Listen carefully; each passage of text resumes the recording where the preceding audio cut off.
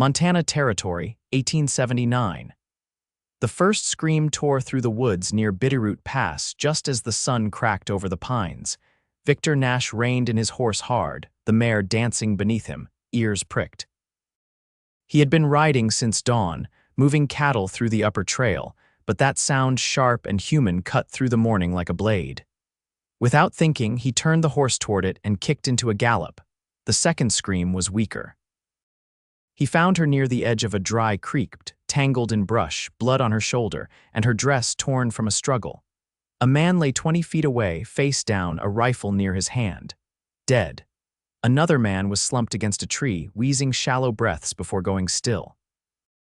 They had been chasing her. That was clear enough. She looked up at him like she was still falling. "Do not touch me," she said, her voice hoarse, trembling with panic. Victor dismounted slowly, his hands raised. "I will not," he said. "You are safe now, I promise." She blinked, chest heaving. Her arm bled too fast. Her lips were cracked. "They had horses. They followed me from the stage. I jumped. I thought I could run." Victor pulled his bandana from around his neck and stepped forward, slow like approaching a spooked foal. "You need this wrapped, or you are going to pass out." "My name is Victor Nash. I am not going to hurt you." She watched his hands, then his face. Her chin trembled. "Liora," she said. "Liora Whitlow." Victor knelt beside her and pressed the bandana to her wound. "Liora," he repeated, soft, like it mattered, like it was the first word of a prayer. She flinched at the touch but let him work. "They killed the driver," she whispered. "I do not know why they came after me. I have nothing, nothing but my daughter and son. They are waiting in Helena. They will not know where I am." Victor tied the bandana tight and glanced at the dead men. "They are not going to hurt you again." She started to shake, quiet, full-body tremors. He slipped off his coat and draped it over her shoulders. "They were going to." She could not finish. "I know," he said. Victor helped her stand. She tried to pull away, but her knees buckled. He caught her, careful not to put pressure on the wound. "I have a cabin 2 miles from here," he said. "We will get you there. Then I will ride to town and telegraph Helena. We will find your children." She nodded faintly, too weak to argue. Her blood had soaked through the bandana already. Victor lifted her into the saddle and walked beside her on foot, leading the mare through the trees. It took longer than it should have, but she stayed conscious, watching him, her fingers clutched tight in the mane. The cabin was small but solid, tucked against the hill with smoke still curling from the chimney. He set her down on the cot inside and got water heating on the stove. She did not speak. Her eyes drifted toward the window, like she was trying to see through the trees toward her babies. He cleaned the wound, stitched it careful as he could. She barely flinched. "You got a husband?" he asked, not looking up. "Died 3 years ago," she said. "Cholera in Kansas. We came west after that. I got work in a boarding house. My children, Nora and Nalan, they are 7 and 5. I left them with a widow I trust, was trying to get a job in Missoula." Victor wrapped the fresh bandage and met her gaze. "You will see them again. You have my word." That night, while she slept fitfully, Victor sat by the hearth and kept the fire up. He had not meant to get involved. But something about her held him there, like her name still echoed in the room, soft and steady. He rode to town at first light, wired Helena, got confirmation back by midday. The widow had Nora and Nalan, safe, waiting. When he returned to the cabin, Liora was awake, sitting up slow, her eyes clearer. "You found them?" she asked. He smiled. "They are safe, and they are coming. I paid a courier to bring them here. Should be 3 days." She covered her mouth with both hands and wept, silent and shaking. Victor sat on the bench beside her, not touching her, just close enough so she did not feel alone. "Thank you," she whispered. He looked at her, at the slope of her shoulder, the way the light touched her face. "Liora," he said again, barely above breath. She turned to him, and he kissed her. It was not rushed. It was not stolen. It was the kind of kiss that came after blood and fire, when the worst had passed and you could finally breathe. His hand cupped her cheek, and she leaned in like she had been waiting for it. When they pulled apart, she whispered, "Why?" His voice was rough. "Because I have not stopped thinking about you since I heard you scream." She closed her eyes a moment, then opened them again. "I do not know what comes next." Victor brushed her hair back from her face. "We will figure it out." "Together."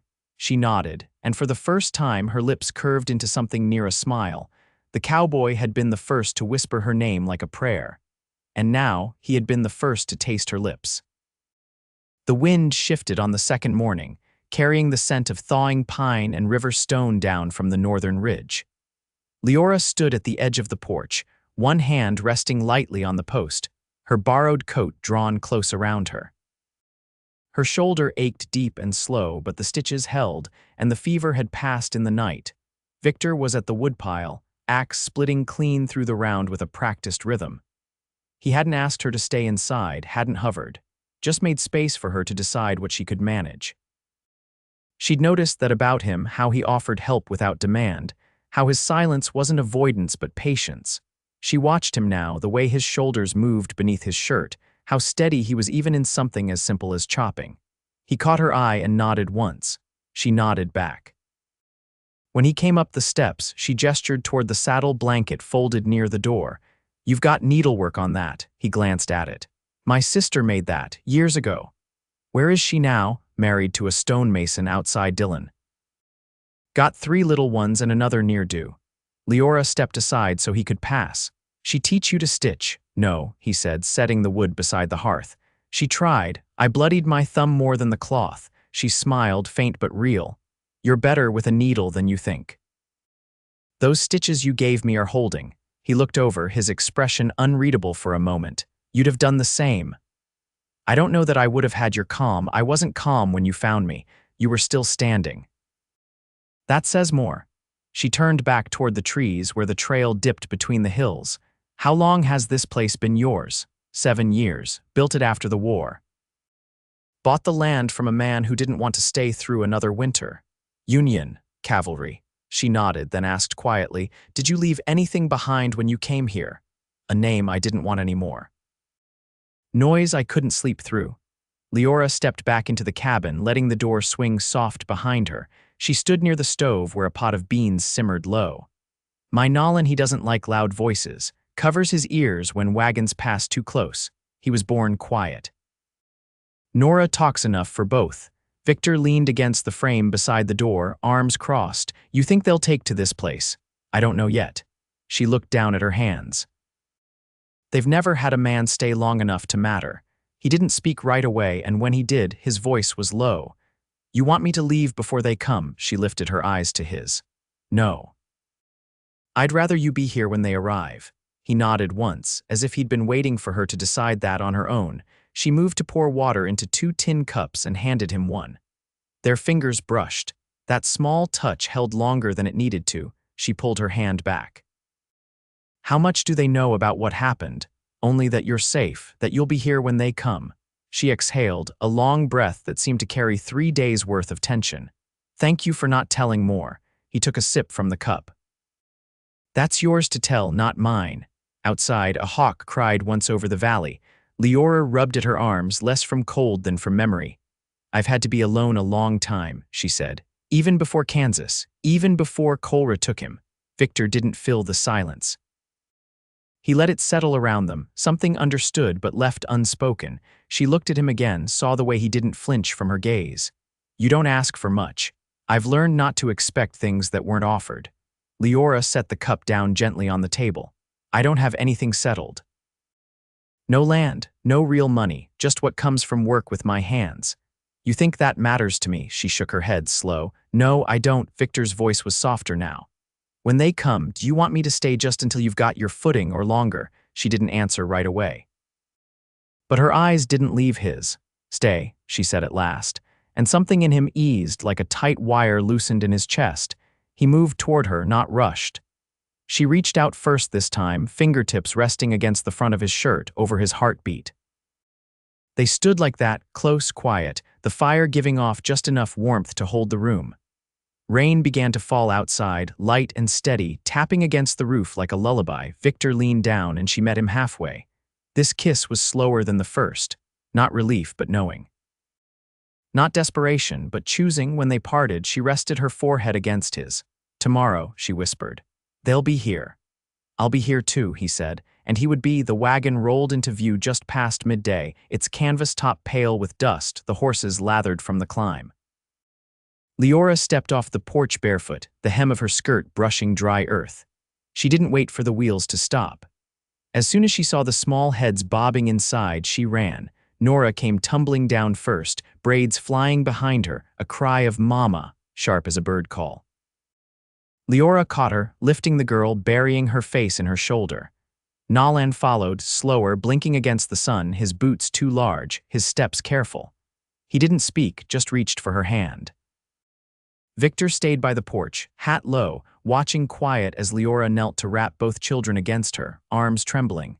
It was a long while before she looked back at him. When she did, there were tears on her cheeks, but her chin was steady. He stepped down the path as she rose. "You all hungry?" he asked, voice even. Nora turned to him, wide-eyed.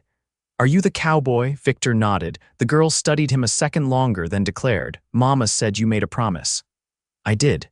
She says you don't break them." He crouched down, looking her in the eye. "Not ever." Nalan clung to his mother's skirt, eyes shifting between them. Liora smoothed a hand over his head. "He doesn't talk much," she said, "but he hears everything." Victor stood. "There's stew on the stove." "Plenty for 4. Inside, the children ate without hurry, Nora talking between bites about the train station in Helena, a dog that had followed them partway, how the widow let her help sweep ashes from the stove. Nalan kept one hand on the table, the other on his mother's knee.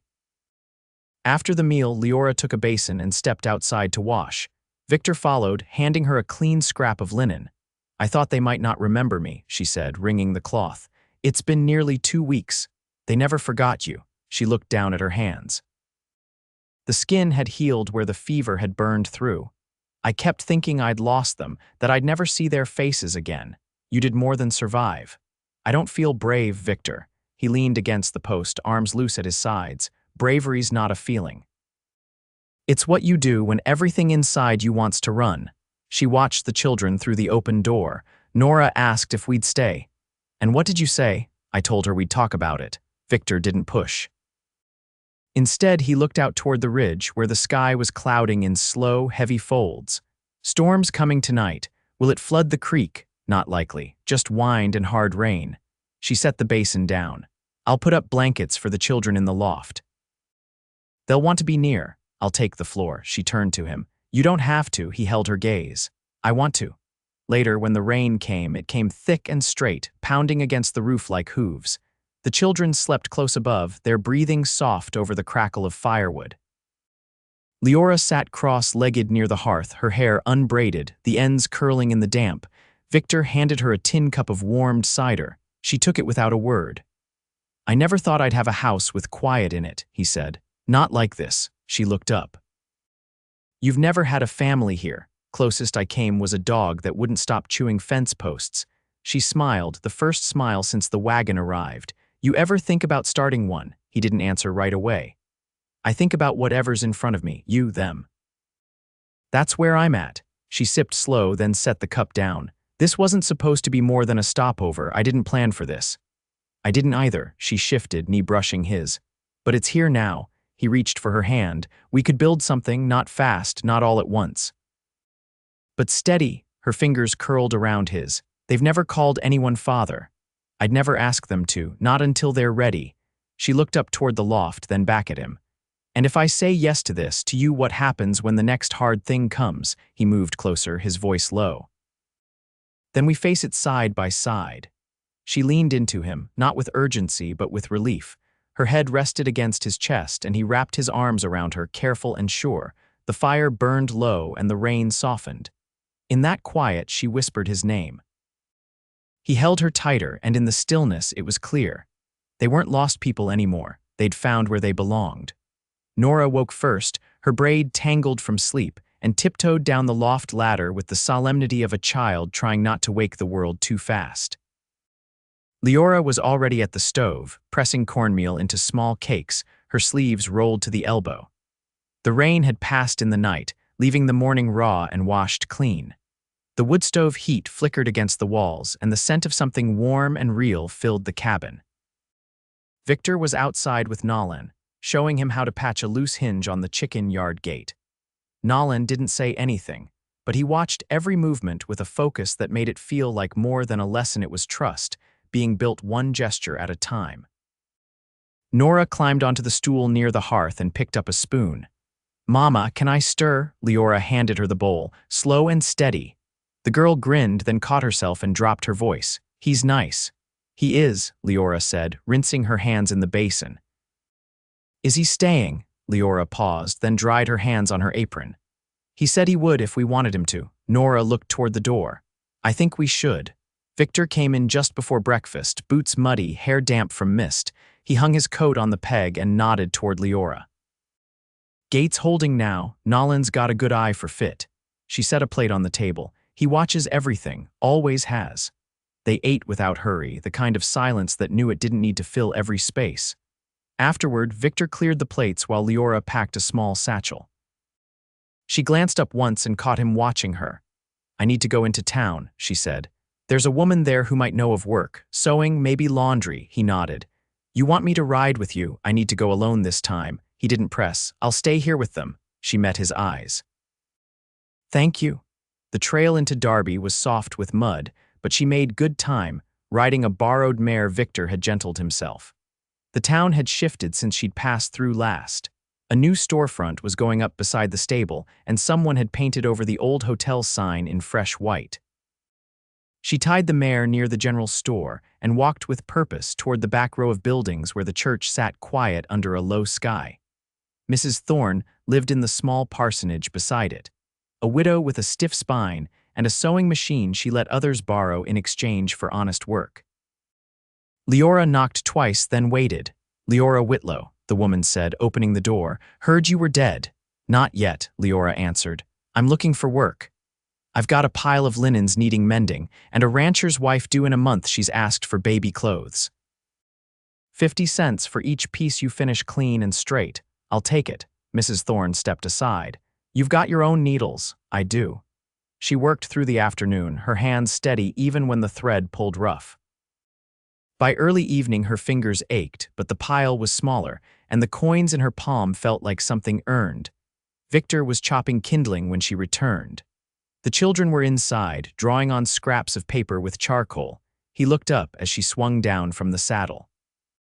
Good ride. Better coming back. He took the satchel from her shoulder without asking and set it on the bench. You find what you needed. I did. They stood there a moment, the light shifting between them. I want to ask you something, she said. But I need you to tell me true, always, if I stayed here, if we stayed, would you let me work? Would you let me keep doing what I know how to do? His brow furrowed. You think I'd want to stop you? I've known men who would. I'm not one of them. She stepped closer, her voice low. I need to be needed, Victor, but I also need to be useful. I can't be one without the other. He reached for her hand, rough palm closing over hers.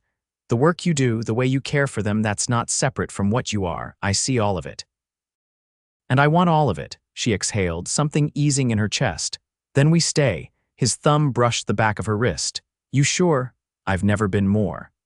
That night, after the children were asleep and the fire had burned down to coals, she came to him without hesitation.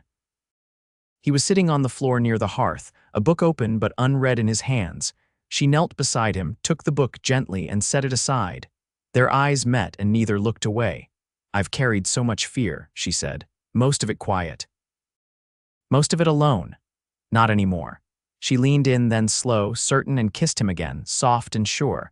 This one didn't carry the weight of survival or the ache of relief.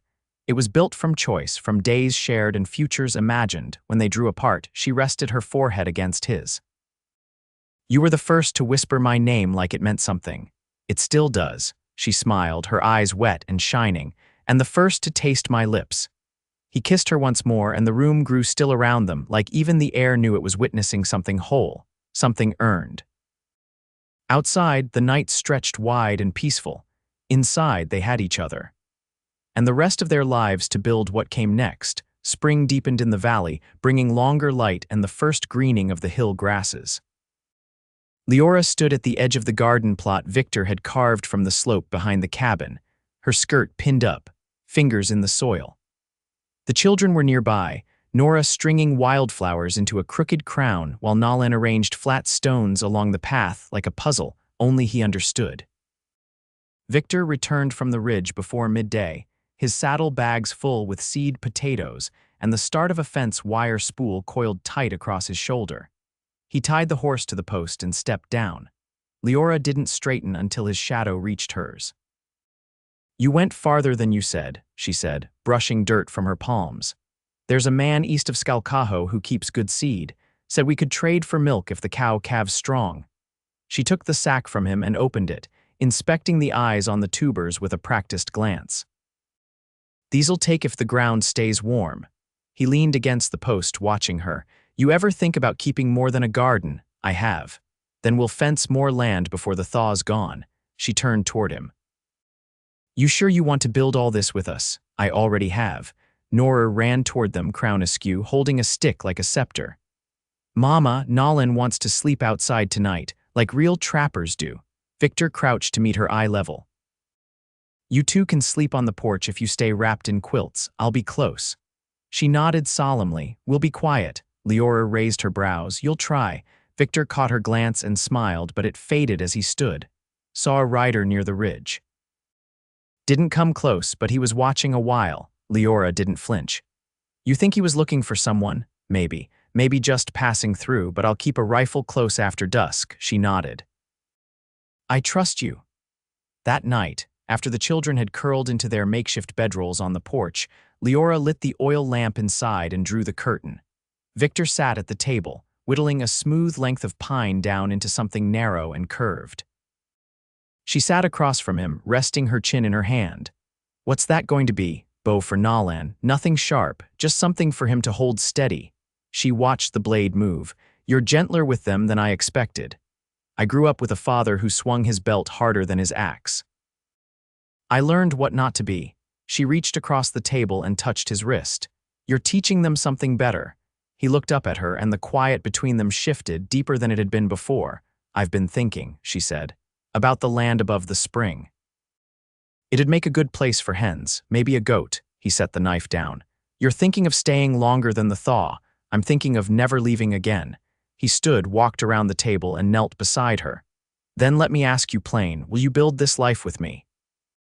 Not just through spring or summer, but the long winters too?" She took his face in her hands. "Yes." He kissed her, and it was not hurried or new. It was the kind of kiss that came after choosing, again and again, with no fear left between them. In the weeks that followed, they worked side by side. Victor built a coop with Nalan beside him, handing him nails like they were gold. Liora taught Nora to stitch a hem straight and let her pick the pattern for new curtains.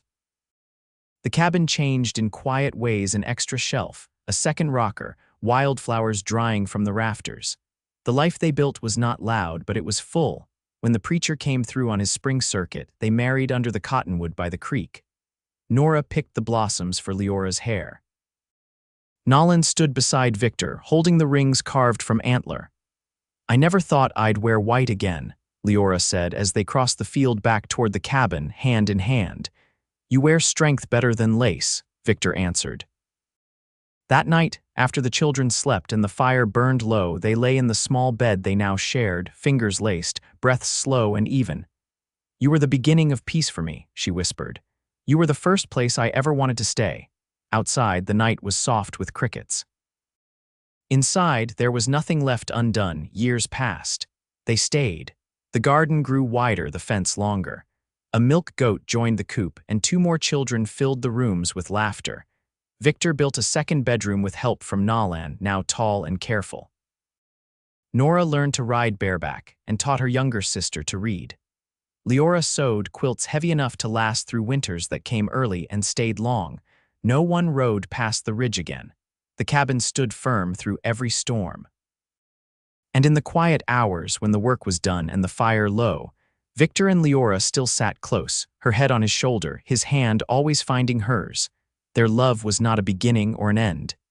It was the life they built between them, every day without fear.